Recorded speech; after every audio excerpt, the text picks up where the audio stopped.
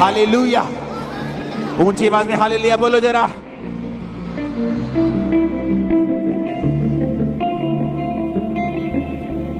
आप प्रेयर नहीं करेंगी, आप चिंता में रहेंगे। आप प्रेयर नहीं करेंगी, आपको यही चिंता रहेगी, ओ मेरा हस्बैंड, हो मेरा बच्चा। आप वही प्रेयर में बैठ जाएंगी, आपकी चिंता परमेश्वर उठा लेगा। और चिंता करने से वचन कहता है एक भी बाल तुम उजला या काला नहीं कर सकते।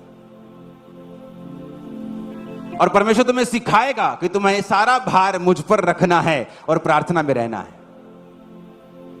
और वो तुम्हें सिखाएगा कि तुम चिंता करके देख लो, हस्बैंड के साथ लड़के देख लो, वाइफ के साथ लड़के देख लो, तुम सब कुछ करके देख लो, कुछ भी बदलेगा नहीं जब तक तुम उसे आत्मिक रूप से बदलने की कोशिश नहीं करोगे।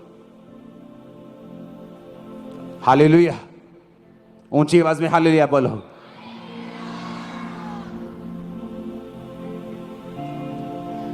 पहला शमूएल 17 उसकी 31 से 51। दाऊद की बातों की जब चर्चा हुई तो शाऊल को सुनाई गई और उसे बुलवा भेजा। तब दाऊद ने शाऊल से कहा, किसी मनुष्य का मन गोलियत के कारण कच्चा ना हो, तेरा दास जाकर उस पलिश्ती से लड़ेगा। शाऊल ने कहा, तू जाकर उस फिलिस्ती के विरुद्ध युद्ध नहीं कर सकता, क्योंकि तू लड़का है और वो लड़कपन से ही योद्धा है। दाऊद ने शाऊल से कहा, तेरा दास अपने पिता की भेड़ बकरियां चराता था, और जब कोई सिंह या भालू झुंड में से मेमना उठा ले जाता, तब मैं उसका पीछा करके उसे मारता और मेमने को उसके मुंह से छुड़ा लेता, और जब वह मुझ पर हमला करता, तब मैं उसके केश पकड़कर उसको मार डालता था।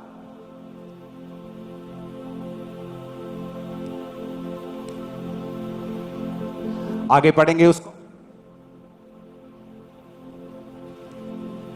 तेरे दास ने सिंह भालू दोनों को मारा है, और यह खतना रहित पलिश्ती उनके समान हो जाएगा, क्योंकि उसने जीवित परमेश्वर की सेना को ललकारा है। फिर दाऊद ने कहा, यहोवा जिसने मुझे सिंह और भालू दोनों के पंजों से बचाया है, वह मुझे उस पलिश्ती के हाथ से भी बचाएगा। शाऊल ने दाऊद से कहा, जा, यहोवा तेरे संग रहे।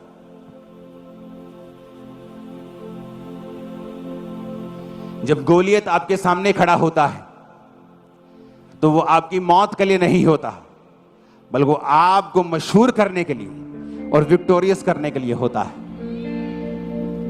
आप गोलियत से तब डरें अगर आप शाऊल हैं तो।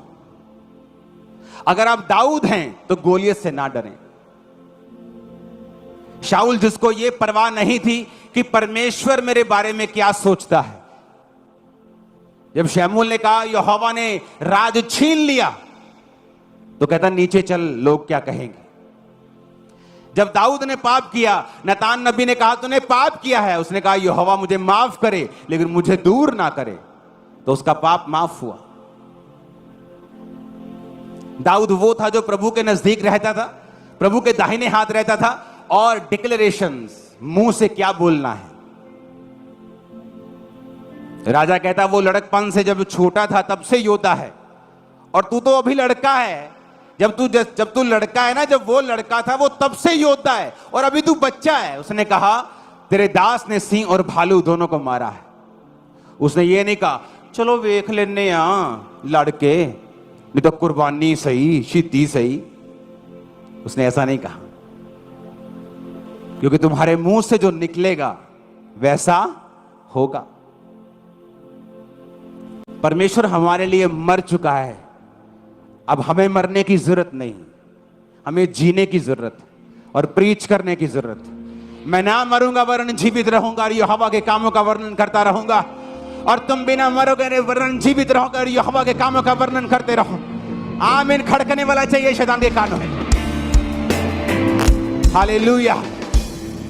तो ये डिपेंड करता है कि हथियार तो तुम्हारे पास हैं आत्मिक, लेकिन क्या तुम उन्हें इस्तेमाल कर सकते हो कि नहीं। दाऊद ने इस्तेमाल किया। कहता जिस परमेश्वर ने सिंह और भालू के मुंह से मुझे छुड़ाया, वही परमेश्वर इस खतना रहित पलिश्ती को मेरे हाथ में कर देगा। डिक्लेरेशन,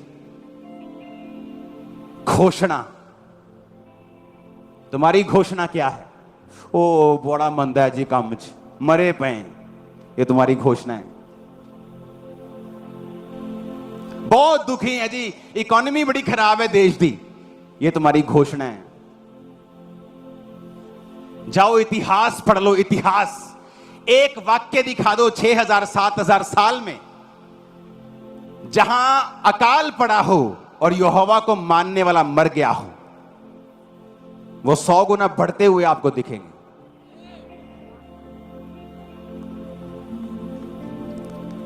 जो परमेश्वर के सच्चे दास और नबी थे, इजाबेल जैसी गंदी रानी कोई नहीं हुई, उनके टाइम पर भी परमेश्वर उन्हें अन्न जल देकर गुफाओं में संभालता रहा है। अहाब जैसा मूर्ख राजा इजराइल में कभी नहीं हुआ। एक तो खुद महामूर्ख, एक पत्नी वैसी, और बाइबल कहती तब भी परमेश्वर के लोगों को नुकसान नहीं कर पाए। तुम्हारी घोषणा क्या है? क्या तुम गोलियत के साइज को देखकर फिर घोषणा कर रहे हो, नहीं नहीं जी इन्होंने तो लड़ नहीं सकते असी? शेम आनी, शर्म आनी चाहिए तुम लोगों को। हम यहोवा के लोग हैं। कहता यहोवा की ओर देखने वाली नजरें कभी काली शर्मिंदा नहीं होती। वो दूतों को भेज देगा। बाइबल कहती फिरौन जब आ रहा था तो वचन कहता है कि परमेश्वर ने बादल के बीच से होकर खड़क कर उनको डरा दिया। टांगे कांपने लगी थी उनकी। तुम उस परमेश्वर की संतान हो। मैं प्रार्थना कर रहा था, परमेश्वर ये धरती तूने बनाई, ये मिट्टी तेरी है, ये आसमान तेरा है, ये लोग तेरे हैं।